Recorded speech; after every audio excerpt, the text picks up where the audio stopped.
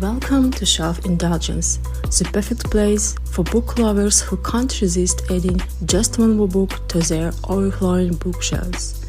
Join us as we dive into unforgettable stories, underrated reads, and all the bookish indulgences your heart desires. So grab your favorite drink, get comfy, and let's talk books. Hi everyone, welcome to Shelf Indulgence, where we indulge in all things books, reading, and literary obsessions. My name is Allen, and here with me is Asya. Hi everyone. Okay, so Asya, what do we have today? Okay, today we have The Fury book written by Alex Michaelides. This author is known for his very first psychological thriller named The Silent Patient, and it has become quite a well-known bestseller. And he is half Greek Cypriot, half English. And his first book is known also for this kind of having this psychological vibes, kind of. He likes to dive into psychological things, and it's not by chance. He actually studied psychotherapy for 3 years, and he also studied English literature. But today we are diving into the third book he wrote, and it's titled The Fury. And in the next part, let's try to describe the plot of the book in 15 seconds. Okay, will you start? Yes, as the reigning champion, I've won the last, I don't know, 3 times. It's What? becoming like easy peasy to me. I know I'm going to win Okay, this start. last Okay, one. start then. 1, 2, go. Okay, so the book describes a man. Oh my goodness. It's about a group of people trapped on an island. Someone was killed and trying to decipher. Stop, stop, stop, stop, Oh, stop, stop, stop. oh my goodness. 16, 16 What an epic seconds. failure. Oh my goodness. I You are not didn't prepared. prepare for this. I didn't give I was you too this. confident. I didn't give you the second chance today, so Okay, let's see how you would do, right? Are you ready? yes. 1, 2, go. A guy is drawing the plan for their friends to kill one of them, and it failed. Stop. Yes, I did it. I did Stop, it. stop, I stop. won. I won. I think I won Okay, today. okay, I get I to was you. very short and clear, so I think I Yeah, won. well, yours was more cohesive than mine, so yeah, I guess you won this round. Hey, there's the first time Don't for everything. remember these words. I will remind you of what you said to me. Okay, so now we'll be going into a proper book overview of the Fury. Um, Asia, can you just give us an overview? Uh, First of all, it's obviously it's another psychological thriller because I think this is what this guy writes all the time. So it's his third book, and it was released last year, 2024. And yeah, obviously there is a main character who is narrating, and I think it explains everything if you say that he's unreliable narrator, Mm-hmm. right? At the very beginning, I think at the very beginning you already would know that from the way he describes his life and his friends, like everything. So the plot has to do with his friend named Lana. She's a famous actress, and she may I say she retired already, and she's trying to figure out her life somehow. And Elliot, the narrating character name is Elliot. He is kind of trying to help her in a way he considers it's like normal way to help someone, but I wouldn't say so. We will touch on it a bit more later. Okay, anything to add? Yeah, so just my impressions about the book. Yes, it's a classic psychological thriller, but I think calling the character unreliable, number one, is an understatement, and number two, at the same time, it exactly captures the state of the narrator. You cannot take anything it says at face value, um, which is quite an experience for the reader, because you don't really know what to believe. You don't really know um, what to trust. So yes, the main character Elliot and the what I call it the second main character Lana. Book is basically about both of them, and anyway, we'll say more about it as we continue with the podcast. But my first impression is it was quite it was quite unreliable, and I just didn't know what to believe all through the book until the ending. Yeah. Yeah, Okay. that's Let's true. move on. In the next part, we're gonna discuss deeper the best and worst characters and our favorite scenes and most ridiculous moments. Okay, Alan, so your best character, what do you say? Okay. My best character. I don't think I have one. You know, I said earlier that the book is narrator is unreliable, and because of that, I guess many of the characters are unreliable too because we think they are this way, and then reading on, we find out they are this other way. So, if I was hard pressed to pick, I would have said Lana, but there's something she did that I didn't really like, and it goes the same for every one of them. So, nope, I don't have a best character. None of them. I don't have one. What about you?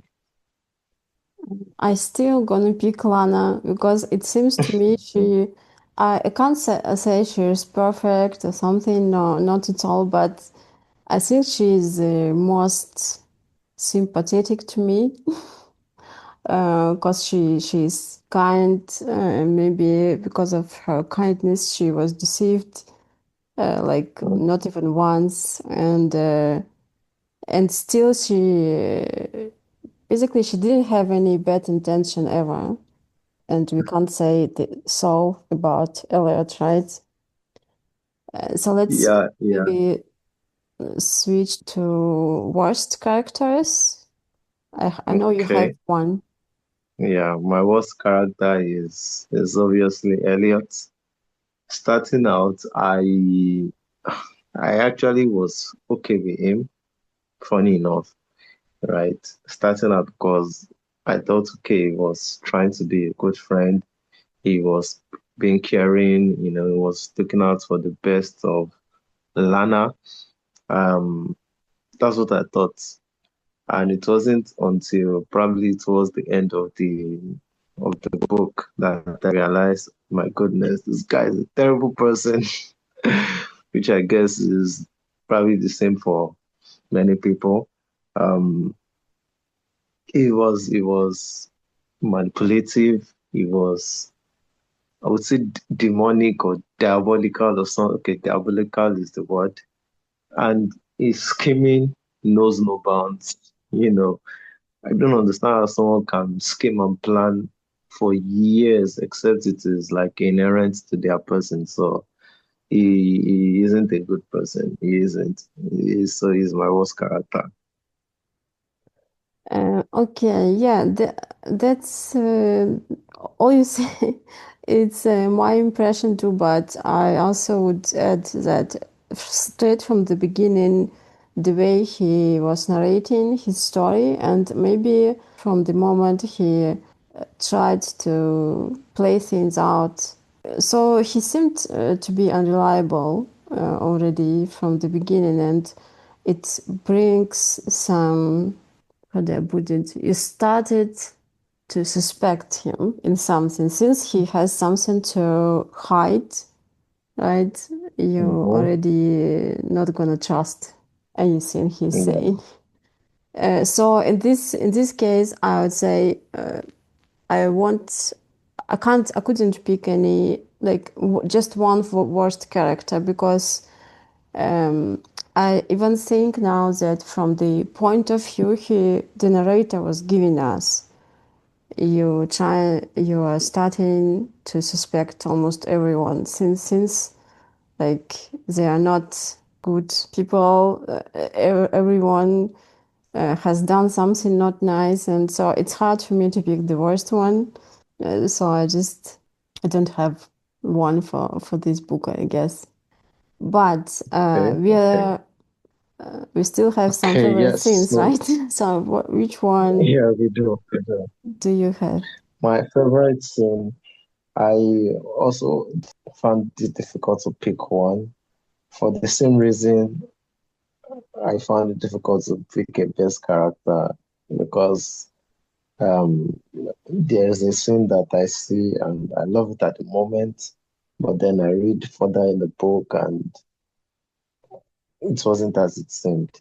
The only thing that remained constant that didn't change was Lana's island, right? So, first husband got her, bought an island for her, and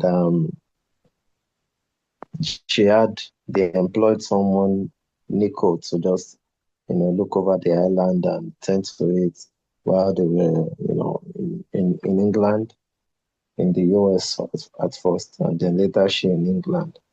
So I love the island because it's an island. There is sand, there is water, right? There is quietness, peace, serenity.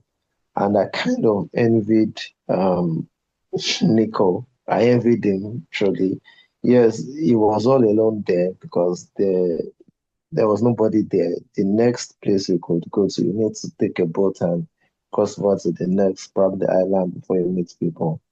So it was a lonely life, but I just imagine myself there fishing, planting. Oh, sounds so blissful. So yes, So someone the needs description a holiday on the island. exactly. Yes. So just you alone, no disturbance, right? So yeah, that description of the island was my favorite scene because it stayed true all through the book. So yeah. And yours? Okay, mine is mostly connected to the plot.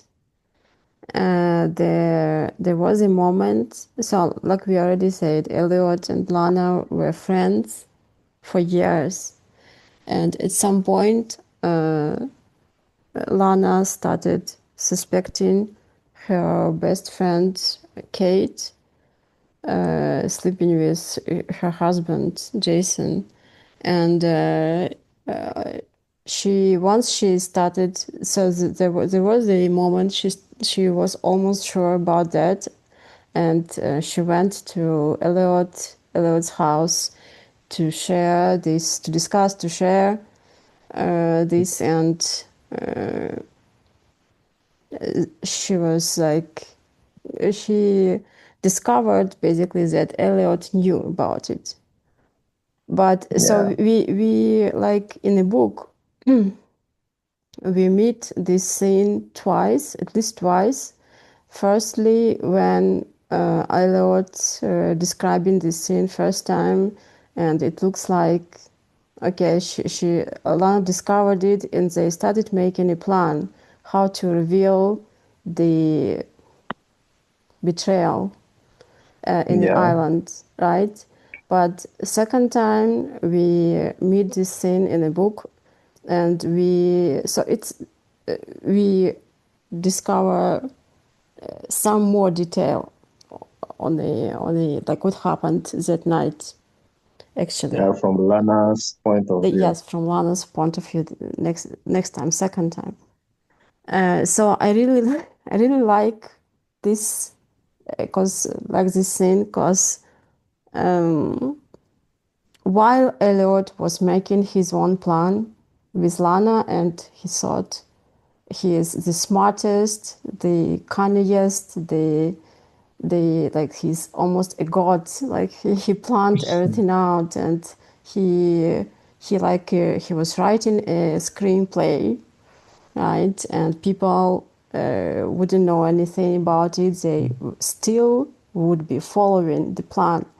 But Lana was Mm, doing the same, so we would know that Lana actually was doing similar thing, but Elliot actually didn't have any idea about it. So this little scene is about how Lana discovered that Elliot was actually kind of deceiving her for some time. So it happened that particular night, and Elliot behaved kind of stupid way. I would say he just fell asleep and didn't know he was reckless. What's your most ridiculous moment? Hey, my most ridiculous moment was so I think it's tied up to the same, that you just described.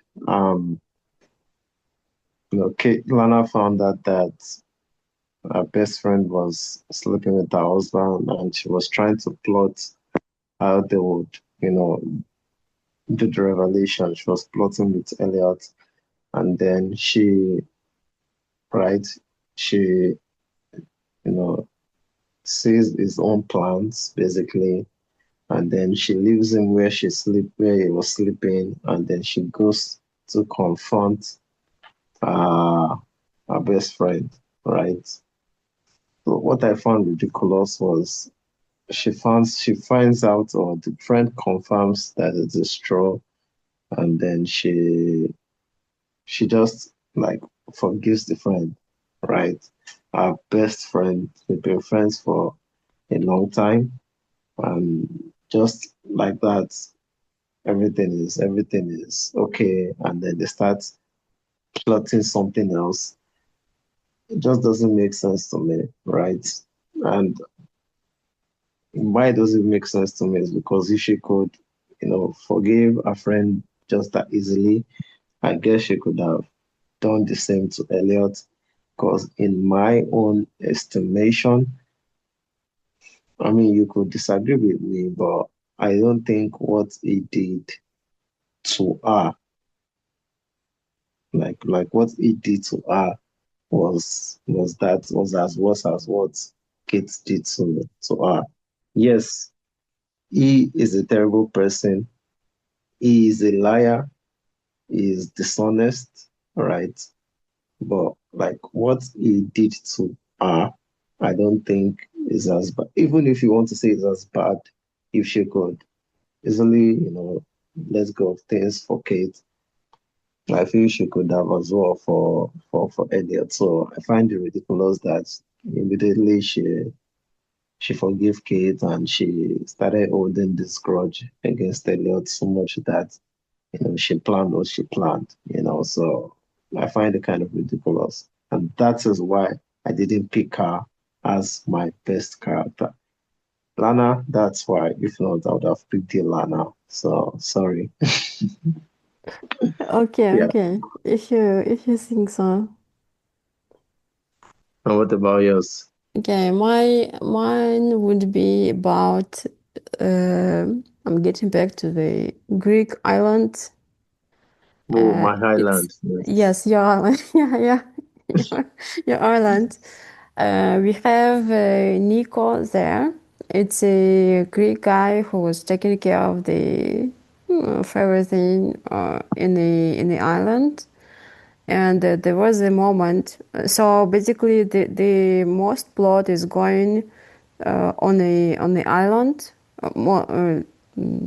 The actions are going on the island, and we have Agati there. She is taking care of the house, and we have Nico there. He is mostly taking care of the island, right? And Mm. there was a scene when all those guys are arriving, have just arrived to the island, and Nico saw Lana there, and he at some point in the evening he started dreaming about her, like it was kind of intimate dream, and all of a sudden he found out that she appeared in the house. Of course, it wasn't. It was just like funny, ridiculous, because of course Lana didn't have anything intimate in her head at all.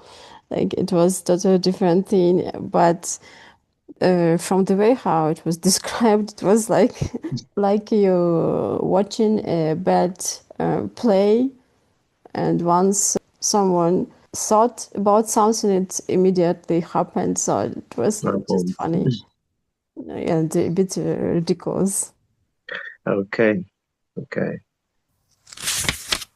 Um, okay, so now we are going into the hot takes and unpopular opinion, where we just share controversial, potentially controversial opinions about the book or the author. Okay, so I have been having feelings about this book from the beginning, so let me just share.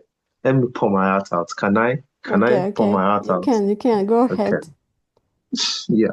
So, um, when I finished the book, I realized, oh my goodness, I don't like this book, and I don't like it for a couple of reasons, right? Um, First off, I don't like unreliable narrators. I don't like them because they lead me astray.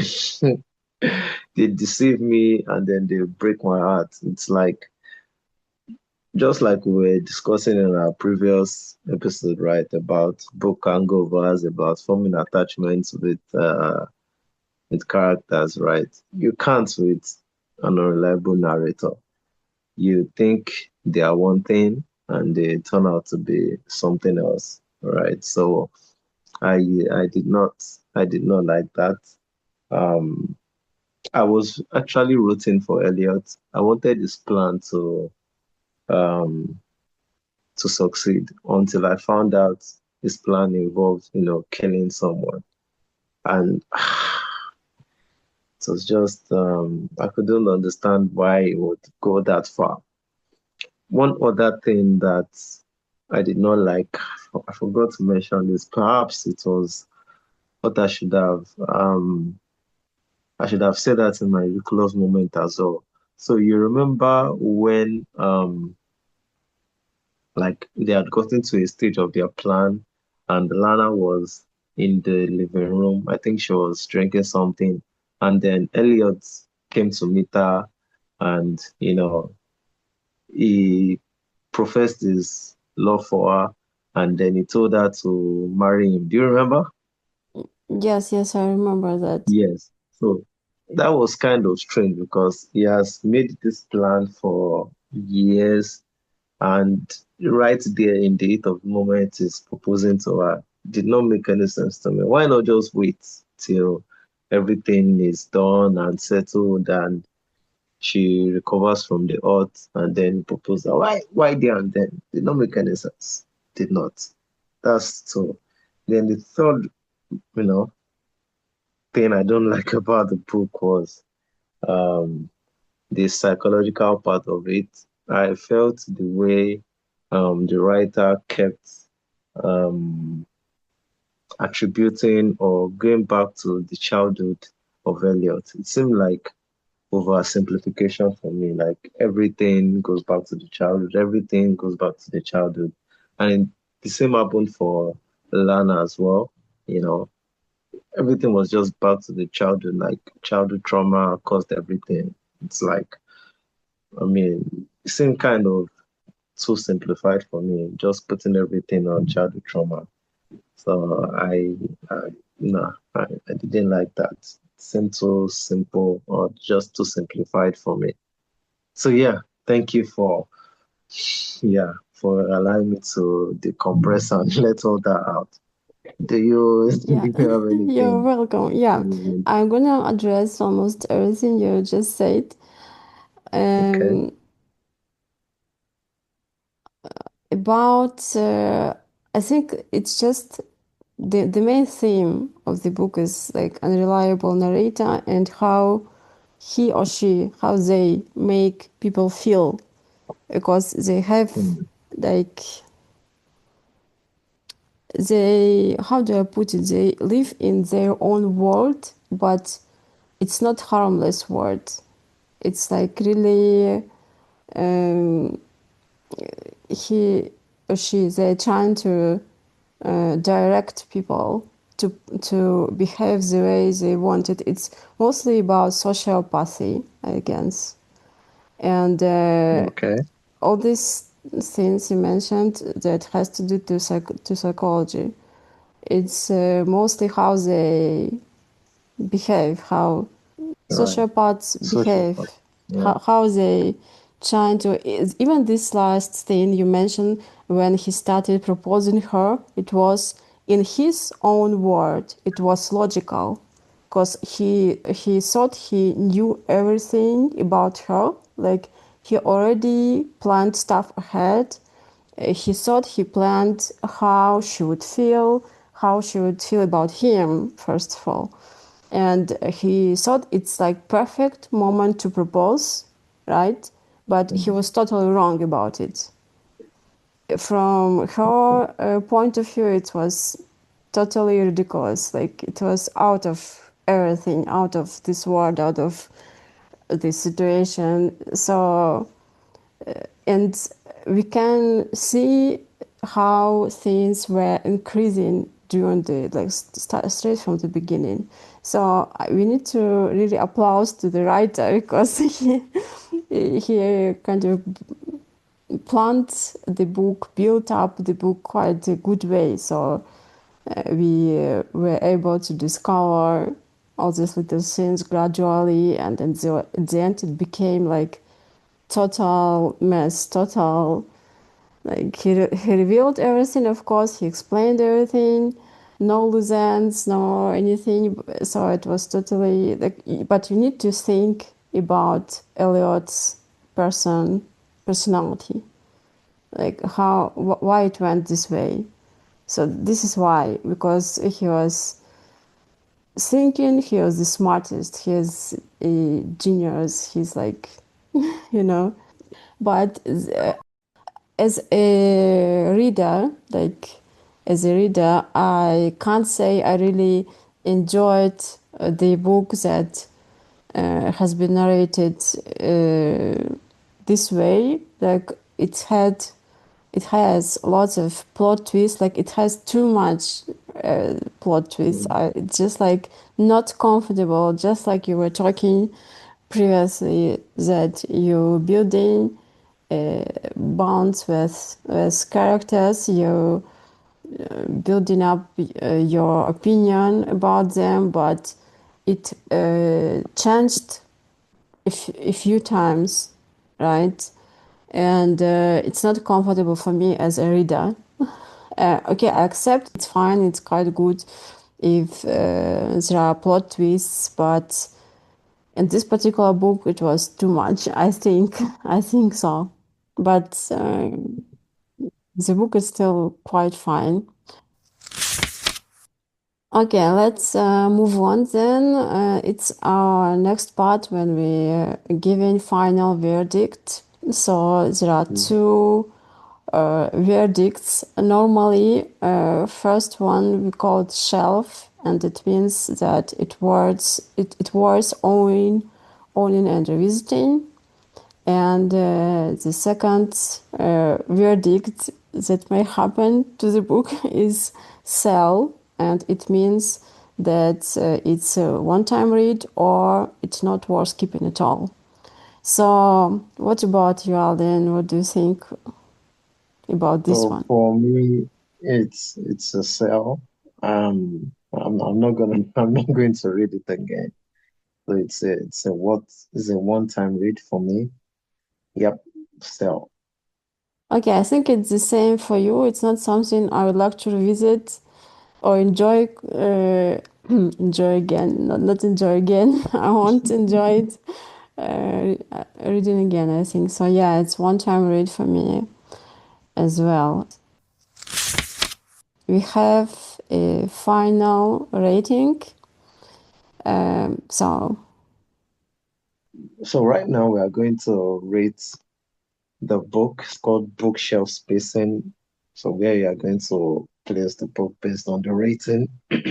So for 5 stars, is placing the book front and center of your bookshelf.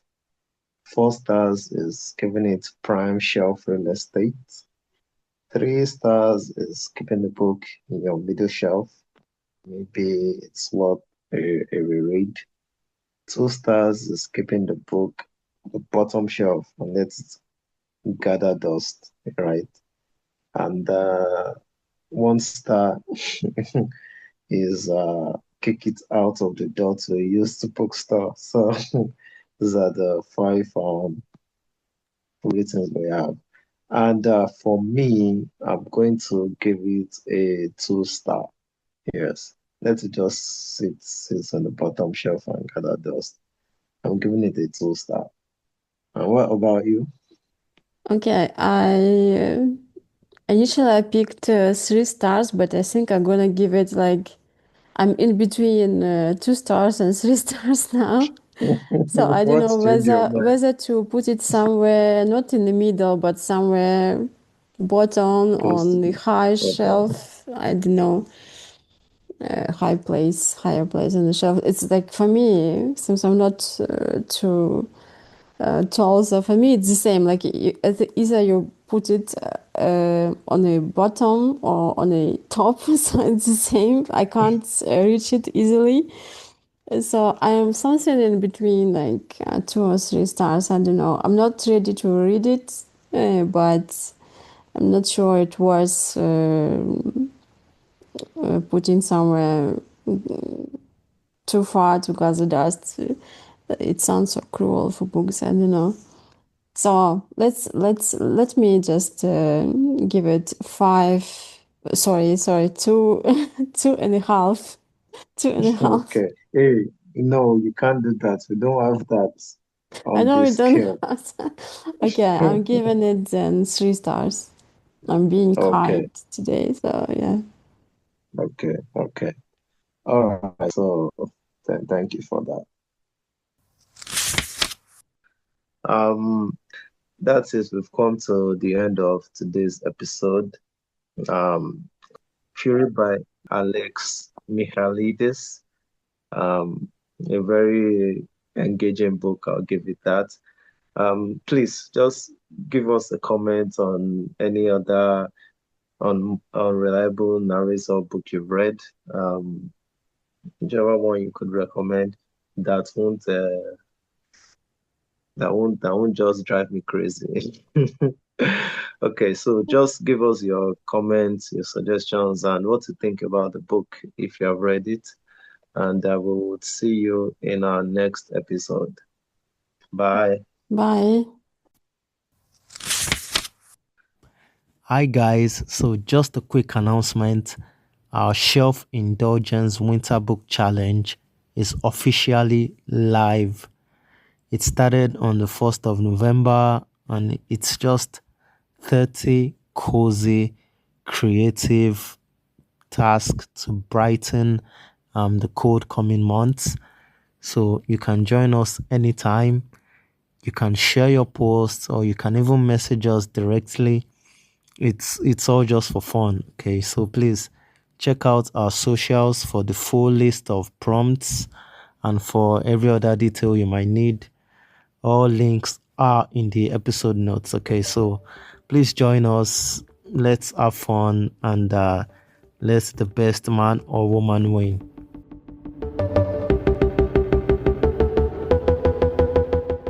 That's a wrap for today on Shelf Indulgence.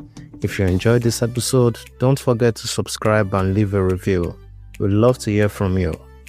And hey, let's keep the conversation going. Follow us on Instagram and tell us what you're reading. Until next time, remember, shelf care is self-care.